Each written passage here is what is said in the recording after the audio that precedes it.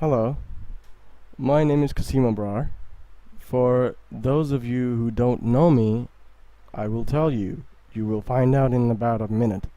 But for those of you who do know me, the first thing that I would like to say to all those people who've been listening to me, all those people who've been following me, is that I'm sorry. I should have been here. I should have been here. Uh, I should have had the time to tell you guys the story further, but I did not, and I am very sorry. I've been very busy. It's been almost like a year, and I haven't posted anything, and I'm really sorry. For those of you who don't know me, I am a writer, an actor, a singer, and a poet. But mainly at this time, I'm working as a writer, and what I write is books on Batman. And my books are fan fiction. I have a page on Facebook that is Batman the Vigilante's Journey. If you Google it up, it's probably the first thing that's gonna come up.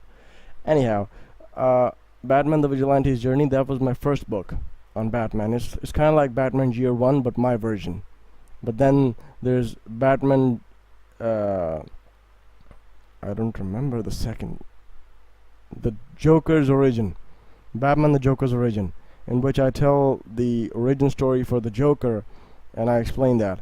And now the story that I was telling before I went away was Batman Anarcha's Arrival. I went from chapter 1 to chapter 3, then I posted chapter 4, and I never made the video for it. But someone then asked me why I wasn't making the video, and I had to come back. And now that I'm back, let's begin chapter 4. The chapter begins with a few words like every other time. Bruce, please, watch out! Ah! That was Dick Grayson. He yells as Bruce's punch breaks his nose. He's bleeding. They're in the Batcave. He's wearing nothing but shorts. So is Bruce. But this fight is far from over, as Alfred is the only one who's watching them, and Bruce is coming towards Dick with a flying knee.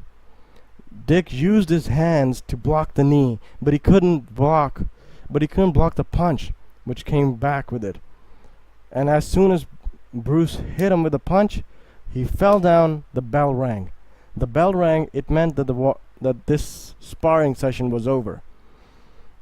As soon as the sparring session was over, Bruce asked for 2 towels. Alfred threw him 2 towels.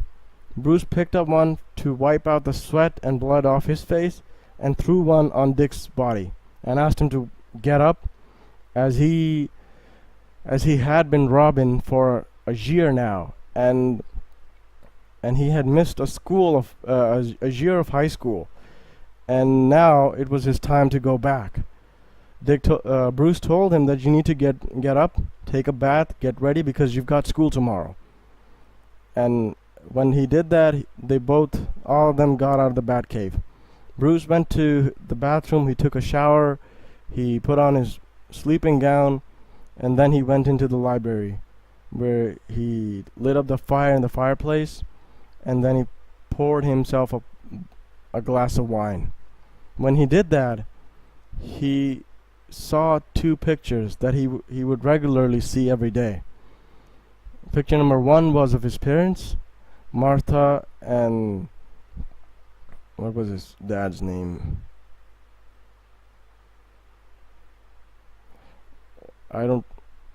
Thomas Wayne. Yes, Martha and Thomas Wayne.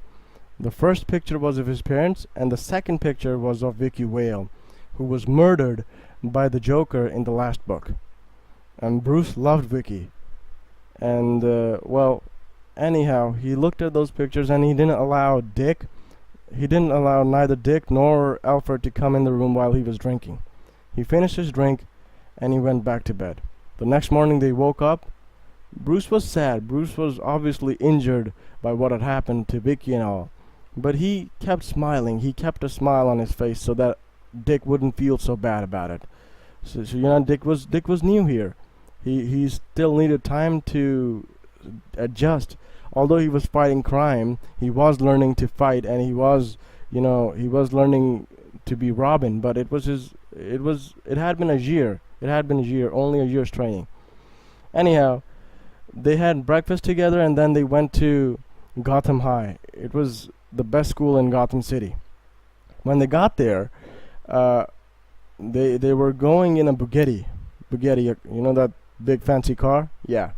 They were going there in a Bugatti, and when that car went up to the school, all the kids they started watching it. And they're like, there's a Bugatti coming in. And then a driver came out and opened the door for the first person, that was Bruce Wayne. And then the driver went up to the other side and opened the door for the second person, that was Dick Grayson. They both went to the principal's office, and when they got in, Bruce had a chat with the principal, and the principal said, "Mr. Wayne, you don't have any problem. We'll give this boy a new place to live, and it's probably the best experience he's had of his life, and you'll have no problem." Yeah, that's what they said. Then Bruce shook his hand and thanked him and walked out. Now, the principal asked the teacher to show Dick to his lockers and to his class. Dick got a locker and he went to his class.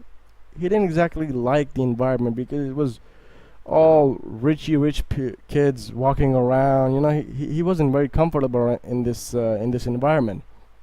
Anyhow, what happened was when he got out for like a lunch break, he went to the cafeteria. He had a sandwich and something, and then he was going back to his locker to exchange books. He had books for the previous class. Now he's exchanging books for the next class.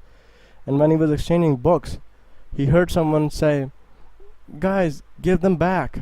It's not funny. Do we have to do this every day?"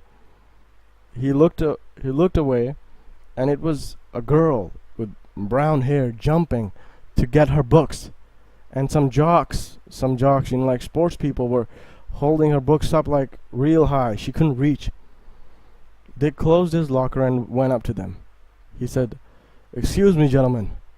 I know it's none of my business, but I'd really appreciate it if you return the lady's books." One of the jocks said, "Hey, if it ain't none of your business, then what the hell are you doing here? Go away." He said, "I'm asking you really nicely. If you don't do as I tell you, I will complain you to the principal's office." The lead jock came up, he said, and threw his books in Dick's face, and then said, "Here are your books, but don't ever try to threaten us again, or you won't be walking out straight. That's my word. Bobby, that's my name, the leader of the jocks. Let's go, people." They went away. She picked up her books, and obviously Dick helped her. And when she did that, she said, "You really shouldn't have done that. You know that kid over there, he's like super rich. His dad's like the 10th richest man in Gotham, and he's pretty strong too. You know, what if he attacks you sometime later?" Dick smiled and he said, "Well, my legal guardian is Bruce Wayne, and I don't know about his strength, but I think I can take him any day of the week." She said, "Oh," she was like startled because she heard Bruce Wayne. He said, "By the way, my name is Dick Grayson. What's yours?" She said, Barbara Gordon." He looked at her. She had gray eyes and brown hair, and like she was really cute. And she said, My uncle is a detective here in Gotham Police, and I've been living with them for like a year. I've been coming to the school for a year now. It's good, but I don't really like the kids here. They're not really friendly." Dick said, "Well, that makes two of us. I'm not really comfortable here either. Hey, you want to hang out sometime, maybe?" She said, "Oh, yeah, sure, why not? Here, take my number, text me." And he says, "Okay." He takes her number, and they go back to their separate ways. Now this is one part of the story. At the same time, a girl was waiting in a restaurant, and she was looking out the window of the restaurant like this, and all she could see was the snow. It was cold. It was very cold.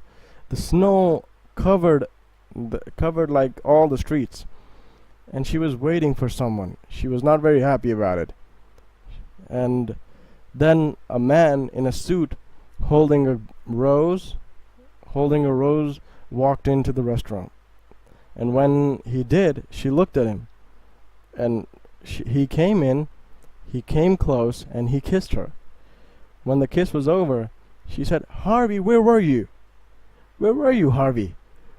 I've been waiting here for like forever." And he said, "I'm sorry, it was I had something to do in the court, in court. Nah, but when I finished up, it's snowing. The snow slows down everything to zero. I'm sorry. I'm really sorry." She said, "Okay." She said, "Okay. What was the purpose of today's date? I mean, you texted me as if it was very important. It was as if something had come up." He said, something really did.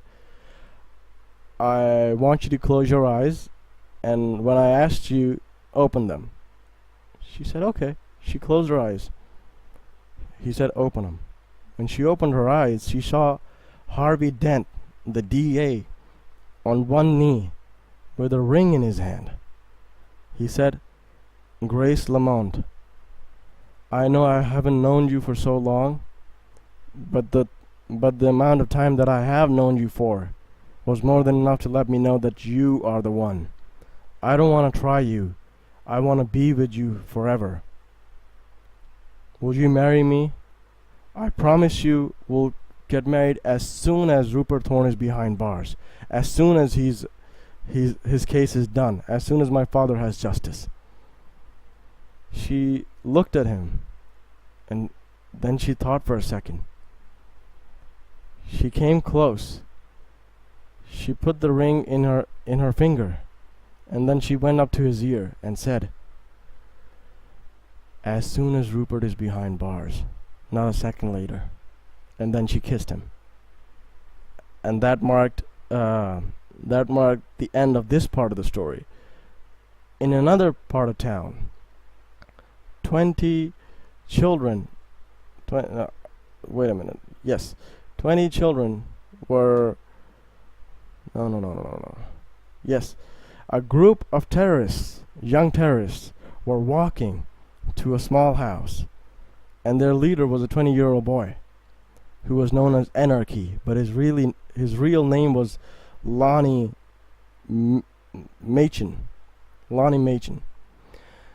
They hit the door of a house, and when the door opened up, it was a 14-year-old girl that opened the door. When she saw a group of people with hoodies on and with a sign on the chest, she tried closing the door, but it wouldn't close. They pushed through and they came in. She started screaming, and the parents came up. When they came up, this group grabbed them, made sure that they were silent, and made them sit down in a line. When they sat down in a line, Lonnie took off his mask, took off his hood, and came up to them. He said, "I know you don't recognize me, but my name is Anarchy.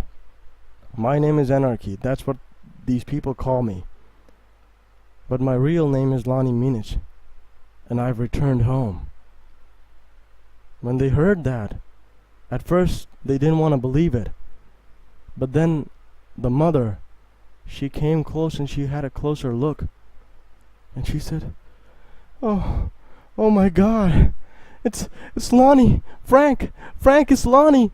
And then she started hugging him, she started kissing him. "Oh, my baby, he's returned, he's come home." Frank Minich also got up, and then he went close to Lonnie. When he got close, he realized that it was his son. The three of them had a group hug, and they cried, and then it was a good family moment. But the girl, she didn't exactly touch him because she didn't feel very comfortable. She knew that she had a brother. Her parents told her, but by the time Lonnie had left the house, she was very little. And anyhow, when when this all happened, Lonnie told his parents where he had been for the last 14 years. And when he did that, they were startled. They were afraid. They realized that this was no longer the innocent boy that once lived here. This was a group of trained terrorists who were ready to bring organizations that they found guilty in Gotham down. They were going to destroy most of Gotham. And the Batman was going to have some serious competition. That marks the end of chapter 4 of my third book, Batman Anarchist Arrival. I'm sorry for those of you who do know me, and I have been off for quite some time. For those of you who don't know me, please do visit my page, that is Batman the Vigilante's Journey, and you will find out the entire story. I know it's a little slow to listen to this, but what can you do? It's a good story. Believe me, it's a good story. Thank you for your time, ladies and gentlemen. Thank you.